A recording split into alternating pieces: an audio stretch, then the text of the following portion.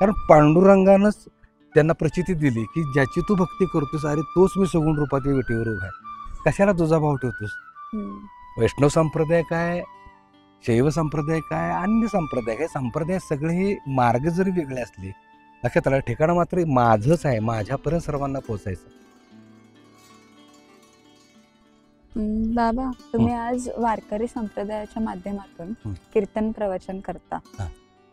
इतर संप्रदायामध्ये भगवंताला निर्गुण निराकारात पाहतात. ओके, आपल्या वारकरी संप्रदायातील संतांनी पंढरीच्या पांडुरंगाला आपलं आराध्य दैवत मानलं. आणि आपल्या संतांनी देवाला आकारात पाहिलं की निराकारात पाहिलं? खूप सुंदर. मुळात कसं आहे, अनंत रूपे अनंत वेशे देखील आम्ही त्याची, ज्ञानेश्वर महाराजांचे गोड प्रमाण आहे. आणि त्यामध्ये ज्ञानेश्वर महाराजांनी भगवंताला अनंत रूपात अनंत वेशात पाहिला. पण पंढरीचा जो पांडुरंग आहे त्याला आराध्य दैवत मानून बाप रखुमा देवीवर खूण बांधली काही, जो विटेवर उभा आहे तो खूण रूपानं उभा आहे. व्यापक दृष्टीने त्याला पाहता येत नाही म्हणून संतांनी खूण रूपानं त्याला पंढरपुरात उभा केला, एक प्रतीक रूपात उभा केला. आता एक गोष्ट सांगू तुला मी, एखादी वस्तू डोळ्यासमोर असल्याशिवाय त्याला मी सत्य मानत नाही. बरोबर आहे. व्यापक परमात्मा निर्गुण आहे, तो दिसत नाही, तो निराकार आहे, तो अनुभवल्याशिवाय लक्षात येत नाही. बरोबर आहे. हवा सगळीकडे आहे, जोपर्यंत स्पर्श होत नाही तोपर्यंत तिची जाणीव होत नाही. पण ती हवा दिसते का? नाही दिसते. म्हणजे हवेला अनुभवावा लागतो. वायू असे सगळा ठाई परी ना कळे कमणासे असून या देही परी आले तसे. मग बाबा ह्या विषयावरती तुमच्याकडे एखाद्या संतांच्या कथा किंवा दृष्टांत आहे का? आहे ना, खूप सुंदर आहे.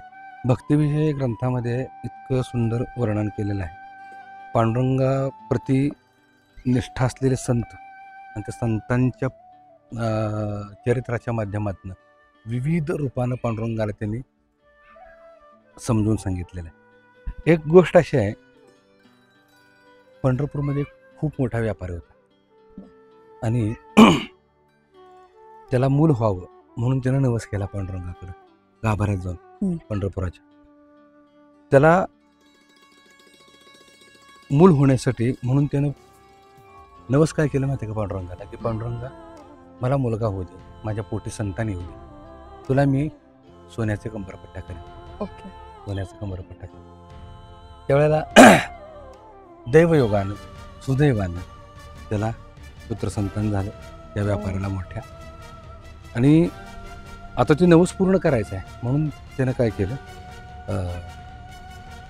आता सोनार शोधला पाहिजे ना, कंबरपट्टा तयार करायचा सोनाराचा, सोन्याचा म्हणजे. म्हणून विदर्भात एक थोर संत होऊन गेले, संत नरहरी सोनार म्हणून. ते शिवभक्त होते, ते शैव संप्रदायाचे होते. आणि शैव संप्रदायाचं आहे, शैव वैष्णव. शैव म्हणजे शिवाची भक्ती करणारे, लक्षात राहा, निराकाराची भक्ती करणारे शैव संप्रदाय. आणि वारकरी संप्रदाय विठ्ठलाची भक्ती करणारे. तो व्यापारी नरहरी सोनारांच्याकडे गेला आणि म्हणला की मला कंबरपट्टा तयार करून पाहिजे. लक्षात आलं. तो म्हटलं ठीक आहे, पण मी पांडुरंगाला पाहणार नाही, कारण मी शिवभक्त आहे, मी पांडुरंगाचं दर्शन घेणार नाही, त्यांचं तोंडही पाहणार नाही पांडुरंगाला, मला मान्य आहे का? आपण म्हटलं तुम्ही माप कसं घेणार? मी तिथं जाग्यावर येतो, लक्षात आलं का, आणि माप घेतो, कंबरेचं माप घेतो मी विठ्ठलाच्या, तुम्हाला पाहिजे असे डिझाईनचं मी तो कंबरपट्टा बनवून देतो, मग तुम्ही स्वतःच्या हाताने घेऊन घाला. तर ठीक आहे म्हणलं. मग ऑर्डर दिली. कसं माप घेतो? मग सांगतो की. मग नरहरी सोनाराने काय केलं माहिती आहे, शिवभक्त असल्यामुळं पांडुरंग तोंड बघायचं नाही म्हणून तुम्ही डोळ्याला पट्टी बांधली. डोळ्याला पट्टी बांधली, गाभाऱ्यात गेले आणि कंबरेचं माप घेतले विठ्ठलाच्या, कंबरपट्टा तयार केला आणि व्यापाऱ्याकडे सुपूर्द केला. तो व्यापाऱ्याला जाऊन बसवायला गेला तर 4 बोटं कमी पडायची कंबरपट्टा. पुन्हा जाऊन त्यानं सांगितलं बाबा असं असं होते. पुन्हा डोळे झाकून तिने माप घेतलं, पुन्हा कंबरपट्टा तयार केला, कंबरपट्टा वाढवलं 4 बोटं, लक्षात आलं का. आणि पुन्हा व्यापाऱ्याकडे दिलं. व्यापाऱ्याला त्यांनी सांगितलं की तुम्ही आता घाला. व्यापारी पुन्हा जायला गेला, पुन्हा 5-6 बोटं कमी. मग प्रत्यक्ष डोळ्याला पट्टी लावून नरहरी सोनारच आले आणि कमरेचं माप घ्यायला गेले. लक्षात आलं का? कमरेचं माप घेता घेता त्यांना थोडंसं आतून एक वेगळ्या भावना यायला लागल्या की नेमकं असं का होतंय की मी माप घेतोय, कधी चुकत नाही, पण हितच कसं काय माप चुकते माझं? तर काहीतरी वेगळं असावं. माझ्या अंतःकरणातून मला वेगळ्या लहरी येत आहेत आणि ही मूर्ती मला सांगते की ज्याचा तू भक्त आहेस तो मीच आहे. पण हे मला पटेना का? मला निराकारात पाहिजे सवय, तो आकारात दिसतोय. असं आतून एक वेगळीच भावना त्याच्या अंतःकरणामध्ये तयार व्हायला लागली. मग हळूहळू ते खांद्यावर हात नेले. कुणी? नरहरी सोनारांनी खांद्यावर हात नेले, चेहऱ्याला हात लावला आणि चेहऱ्यावरून हात जसा वरती नेला तसं ज्याची भक्ती करत होते ती शिवलिंग, ती आत्मलिंग, ती पिंड पांडुरंगाच्या मस्तकी जशी स्पर्शाला आली. लक्षात आला का? स्पर्श झाला त्याचा. नरहरी सोनारांच्या डोळ्यातनं घळा पाणी आलं.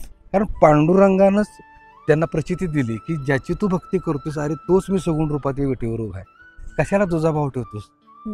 वैष्णव संप्रदाय काय, शैव संप्रदाय काय, अन्य संप्रदाय काय, संप्रदाय सगळे हे मार्ग जरी वेगळे असले, लक्षात आलं, ठिकाणं मात्र माझंच आहे. माझ्यापर्यंत सर्वांना पोचायचं. आणि हा जीवाला हे सर्वसामान्याला मी कळावा, मी लक्षात यावा. लक्षात आला का? म्हणून मी हे आकार घेतलेला आहे. खरं रूप माझं हे व्यापक आहे. खरं रूप माझं हे शिवाचं आहे. खरं रूप माझं हे निर्गुण परमात्म्याचं. असं हे पंढरीच्या पांडुरंगाचं महात्म्य. विविध दृष्टांताच्या माध्यमातून पांडुरंग गोड समजावून सांगितलंय.